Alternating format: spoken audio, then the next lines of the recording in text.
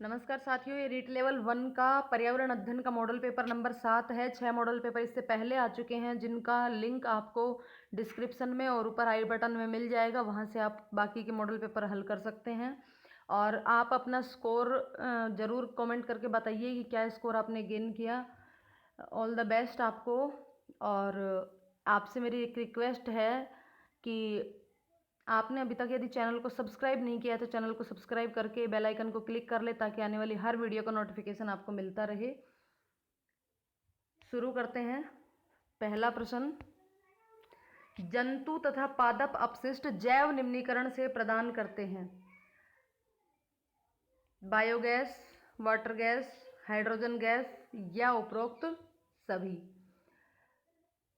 जंतु एवं पादप के अपशिष्ट से क्या बनता है? Option A biogas.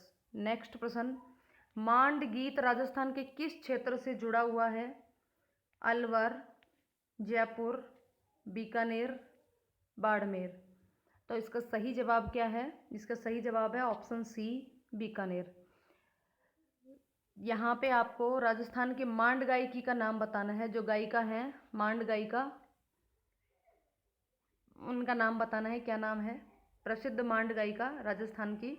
नेक्स्ट प्रश्न, राज्य में सबसे गर्म व सबसे ठंडे महीने का निम्न में से कौन सा युग्म सही है? जून दिसंबर, जून जनवरी, जुलाई जनवरी, मई दिसंबर।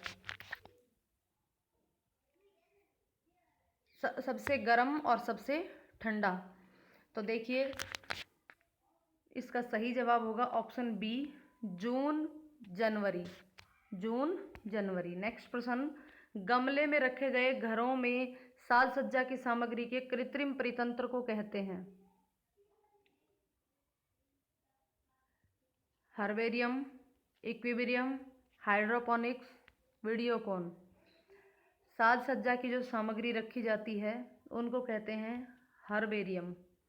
हर्बेरियम। नेक्स्ट प्रश्न, जैविक समुदाय में प्राथमिक उपभोक्ता है। जैविक समुदाय में प्राथमिक उपभोक्ता है मांसाहारी, सर्वाहारी, शाकाहारी या डेट्रिटो।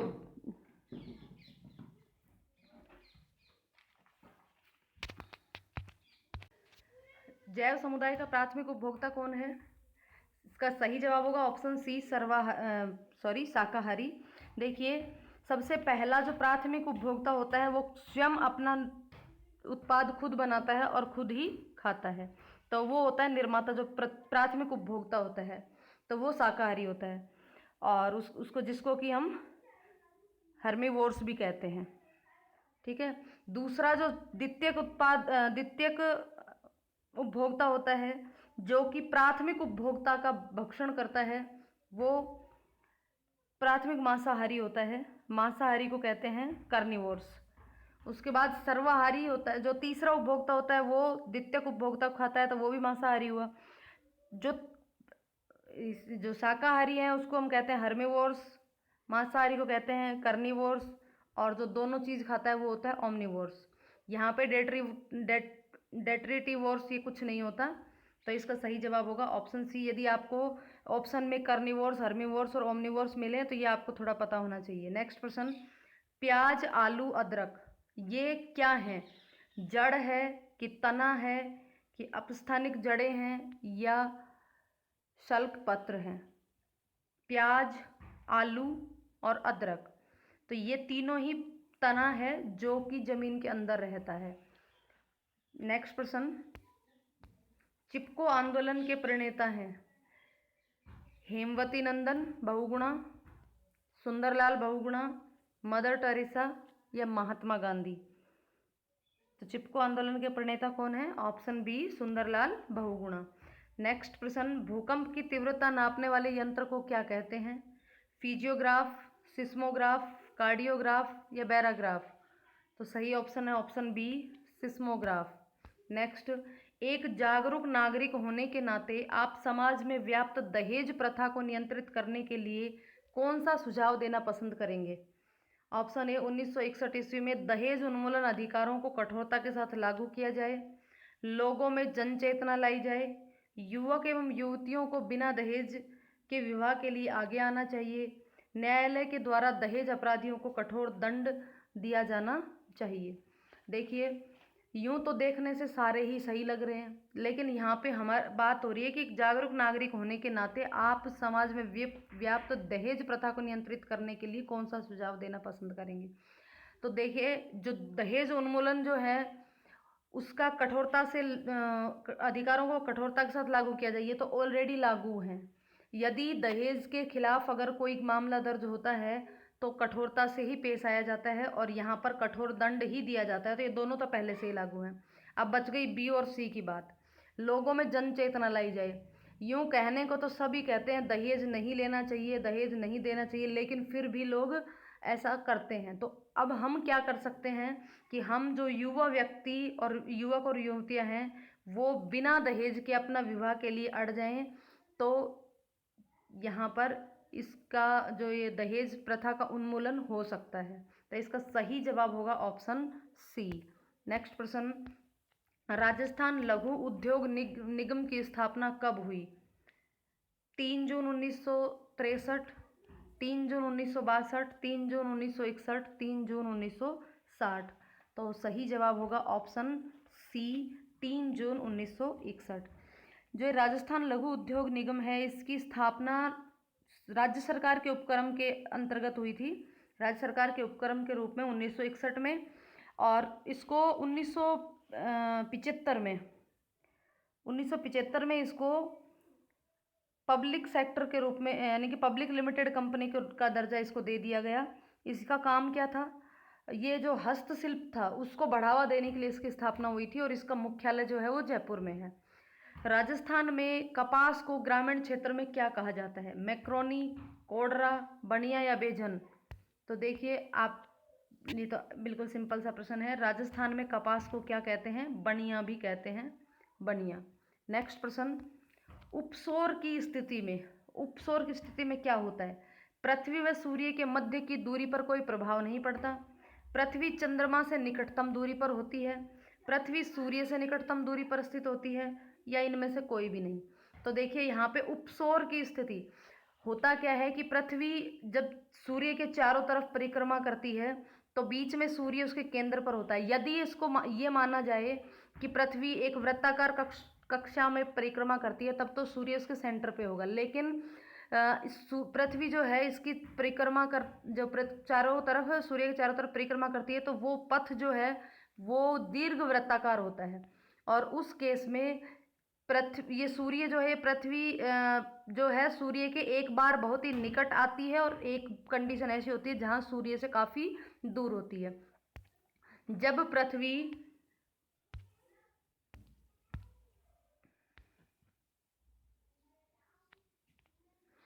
ये सूर्य है और इस तरीके से ये दीर्घ वर्ताकार कक्षा में गति करती है, तो एक कंडीशन जब ये यहाँ सूर्य, ये पृथ्वी है, ये सूर्य है और यहाँ ये पृथ्वी है, एक कंडीशन ये होती है जब ये जो पृथ्वी है सूर्य के नज़दीक है और एक कंडीशन में ये सूर्य से दूर होती है।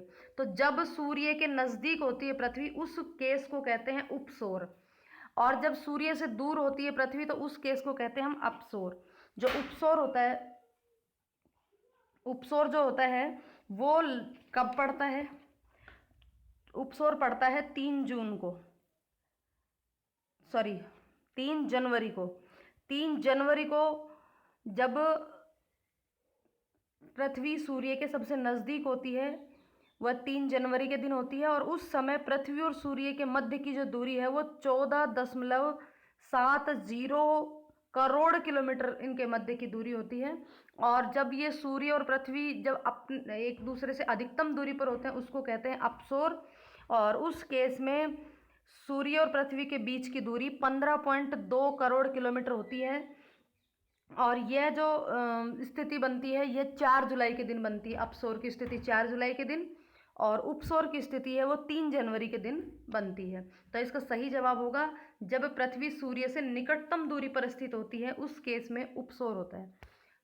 नेक्स्ट प्रश्न, पर्वतारोही नुकीली कीलों वाले जूतों का प्रयोग करते हैं बर्फ पर फिसलने से बचने के लिए, बर्फ पर गड्ढे करने के लिए, बर्फ पर फिसलने के लिए या रास्ते में चिन्ह बनाने के लिए। तो इसका सही जवाब होगा ऑप्शन ए, बर्फ पर फिसलने से बचने के लिए। नेक्स्ट प्रश्न, ऐसा लोक वाद्य जिसका निर्माण आधे कटे नारियल के कटोरे से होता है। जो आधा कटा हुआ नारियल का जो ऊपर का कठोर भाग होता है उससे होता है, वह कौन सा वाद्य यंत्र है? सींगी, अलगोजा, रावण हत्था, भपंग। तो इसका सही जवाब है ऑप्शन सी, रावण हत्था।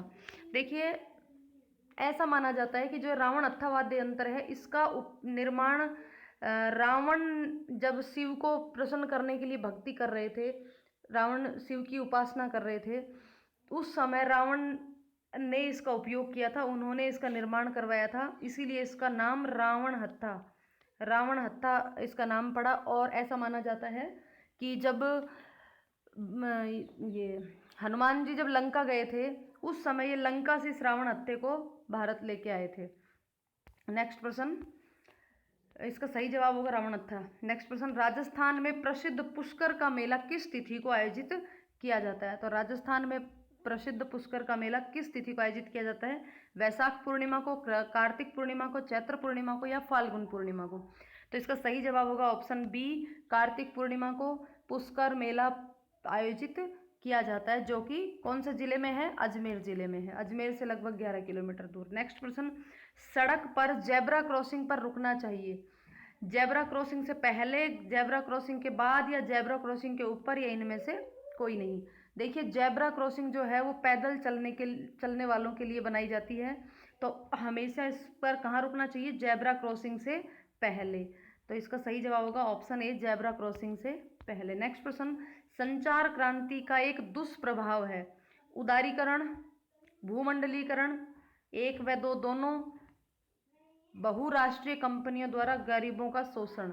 तो इसका सही जवाब है ऑप्शन डी, बहुराष्ट्रीय कंपनियों द्वारा गरीबों का शोषण। निम्न में से किसका चित्रण कपड़े पर नहीं किया जाता? इसका फड़, परचित्र, पिछवाई या पाने? तो इसका सही जवाब होगा ऑप्शन डी, पाने। नेक्स्ट प्रश्न, ग्लूकोज बहुलक है किसका? एमिनो एसिड का या ग्लैक्टोज का या इन दोनों का या इनमें से कोई नहीं? तो ग्लूकोज बहुलक है एमिनो एसिड का।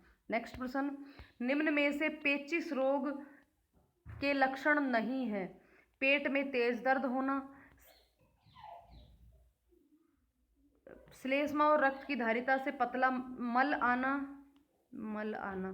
मल त्याग की आवृत्ति आना और आंखों में जलन होना। तो इसका सही जवाब होगा ऑप्शन डी, आंखों में जलन होना। नेक्स्ट प्रश्न, पर्यावरण शब्द निम्नलिखित में से किस शब्द की मूल अभिव्यक्ति करता है? समस्त पारिस्थितिकी, जैव घटक, भौतिक परिवेश या वातावरणीय दशाएं?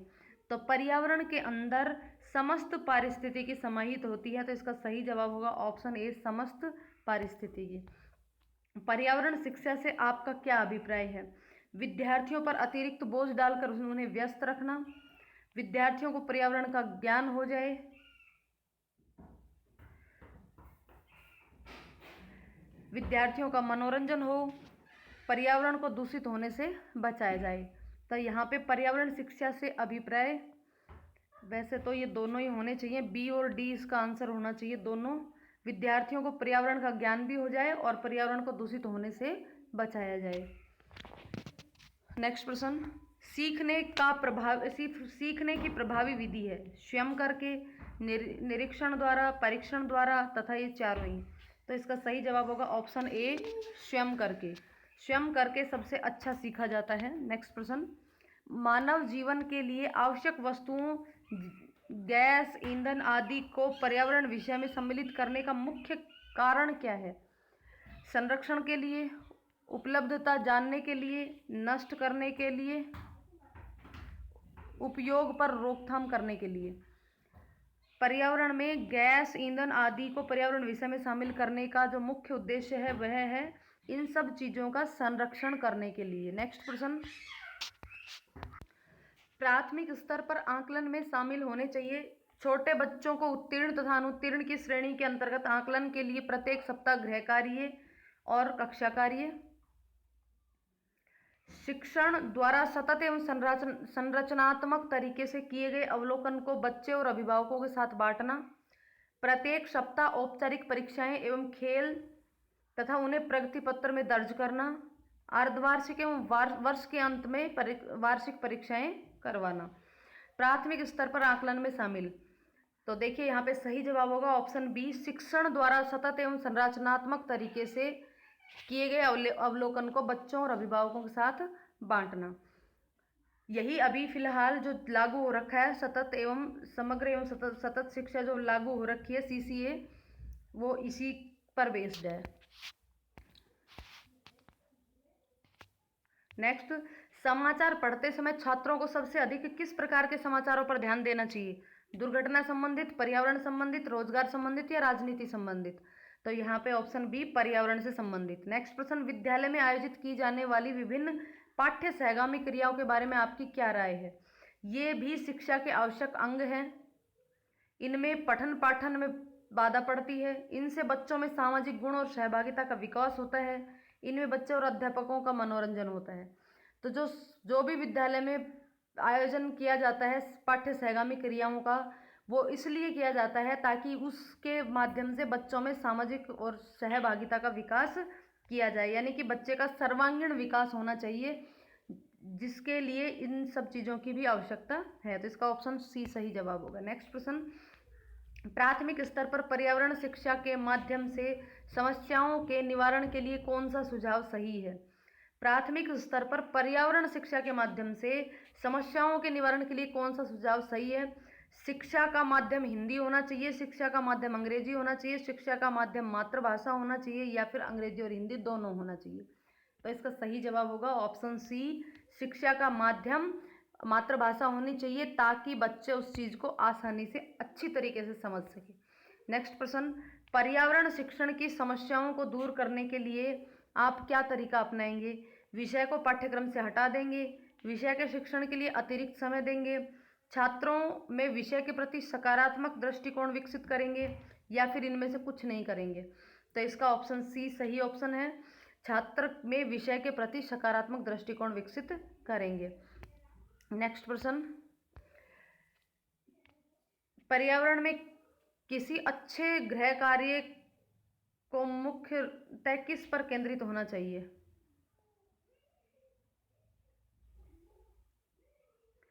पुनरावृत्ति,